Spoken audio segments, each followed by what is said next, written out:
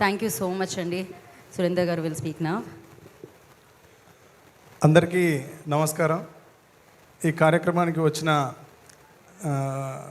బాబీ సార్కి, కోన వెంకట్ సార్కి, రవి సార్కి, ఎస్పెషల్లీ సబాల్ట్రన్ ఫిలిమ్స్, డోలాముఖి సబాల్ట్రన్ ఫిలిమ్స్ ఈరోజు వేణు ఊడుగుల అనే ఒక బీజం తెలుగు సినిమా పరిశ్రమలో నాటుకోవడానికి కారణమైన విష్ణు సార్కి, తర్వాత ఈ సినిమాలో పనిచేసిన అందరికీ, శివాజీ రాజా అన్నకి, తేజుకి, కవిత గారికి, ఆ తర్వాత రమణ గారికి, వెంకట్, అనిత మేడంకి, అఖిల్ నువ్వు అస్సలు ఆల్ యాంగిల్స్లో సూపర్ నో ఈరోజు. అందరు నీ గురించే మాట్లాడుకుంటున్నారు తమ్ముడు. తర్వాత ఈ సినిమాకి నన్ను భాగస్వామి చైతు అన్న, విలన్ చైతు అన్న,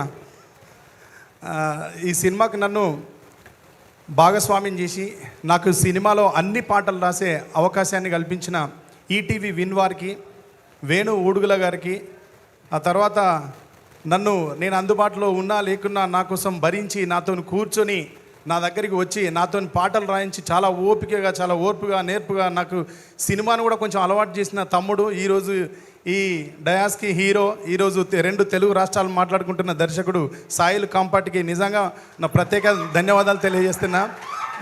నన్ను పట్టుకోవడం అందరు కష్టం అనుకుంటారు, ఇది చాలామందికి తెలియదు. మేము సినిమా ఇండస్ట్రీలో లేము, మేము ఉన్నది ఇండిపెండెంట్ పోయట్రీ, నేను ఉన్నది అంతా.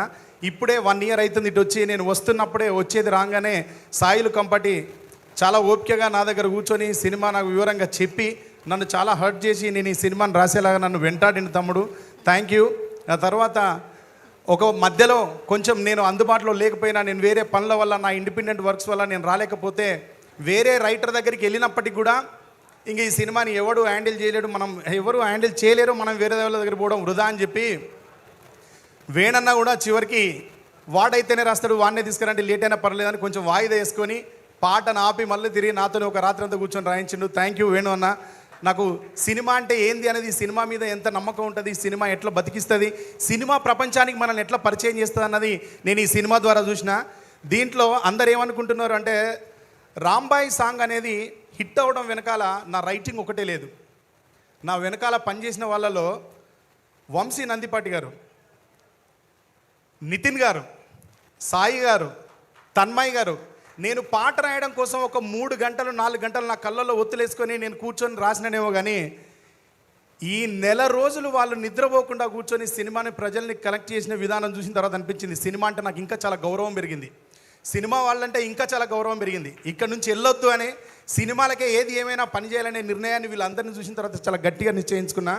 ఈ సినిమాలో నాకు ఇంత మంచి అవకాశాన్ని కల్పించినందుకు మీ అందరికీ ప్రత్యేక ధన్యవాదాలు తెలియజేస్తూ, ఎప్పుడో నేను ఎక్కడ ఉన్నా, నేను అందుబాటులో ఉన్నా లేకున్నా, అసలు నేను సినిమా వైపు వచ్చినా రాకున్నా నా కోసం ఒకడు పోరాడుతూనే ఉంటాడు. ఇండస్ట్రీలో ఒకడు పోరాడుతూనే ఉంటాడు. పని చేయాల్సి వచ్చిన ప్రతి చోట నా పక్కన వీడు ఉంటే చాలా బాగుంటుంది, బాగా రాస్తాను, నాకు కావాలని. అతనే ఈ సినిమాకు ప్రాణప్రదాత, శబ్ద సౌందర్యం నింపిన తమ్ముడు సురేష్ బొబ్బిలి. లవ్ యూ తమ్ముడు. నువ్వు నా పట్ల చూపెట్టే కన్సర్న్ని నేను ఎప్పటికీ మర్చిపోను. నువ్వు మ్యూజిక్ కోసం ఎంత కష్టపడతావు, ఎన్ని గంటలు కూర్చుంటావు, ఎట్లా కూర్చుంటావు, ఎంత తపన పడతావు, ఒక రిథమ్ ప్రోగ్రామ్ చేయడానికి ఎన్ని గంటలు వెచ్చించి నువ్వు ఎంత బాధపడతావు. కుదరకపోతే నేను నిన్ను 20 ఏళ్ళ నుంచి చూస్తున్నా. నువ్వు ఇంకా చాలా మంచి హైట్స్కి రావాలి తమ్ముడు. నువ్వు వెళ్ళే హైట్స్లో మేము ఉండకపోవచ్చు, మనం వేరువేరుగా పనిచేయాల్సి కూడా రావచ్చు, కానీ ఎక్కడ ఉన్నా నువ్వు చాలా అద్భుతమైన స్టేజ్లో ఉండాలి, ఉంటావు అని కోరుకుంటున్నా.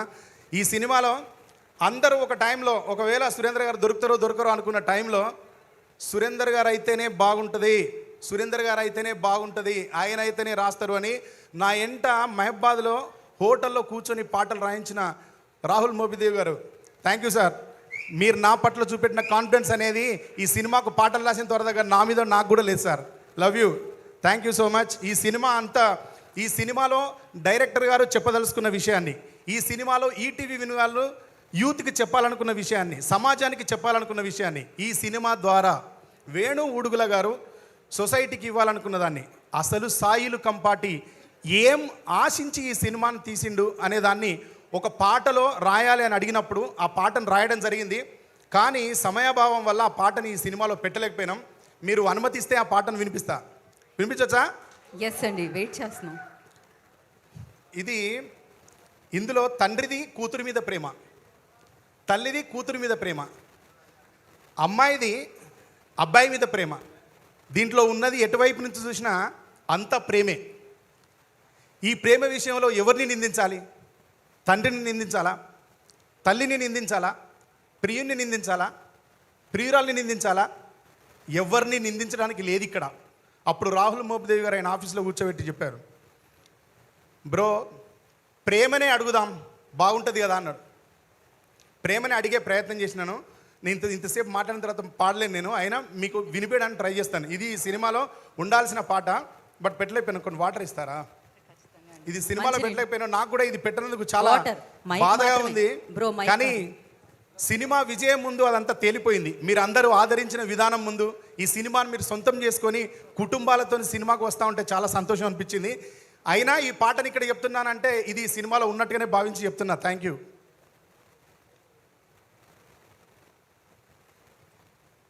ఇది చాలా వరకు ప్రాచుర్యం పొందిన బాణి. ఇది సాయిలు కంపాటి ప్రత్యేకంగా దీన్ని సెలెక్ట్ చేసుకొని ఈ పాట నేను ఇవ్వను అని తప్పించుకొని తిరిగితే మా ఇంటికి వచ్చి కూర్చున్నాడు దీన్ని రాయమని. చిన్నది వినిపిస్తాను. అడగవే ప్రేమ ఈ కన్న మనిషిని కఠిన ప్రేమని, అడగవే ప్రేమ ఏ ప్రేమలో నిజమున్నదో, ఏ ప్రేమకి బలమున్నదో, అడగవే ప్రేమ ఈ కన్న మనిషిని కఠిన ప్రేమని, అడగవే ప్రేమ.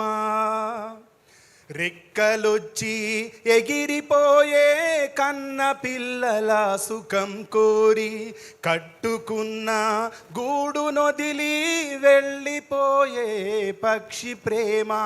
మనిషిలో ఎందుకు లేదని అడుగు, మనసుతో చూడరెందుకని అడుగు. పసి ప్రేమనింత శిక్షించడం ఏ ధర్మమో, అడగవే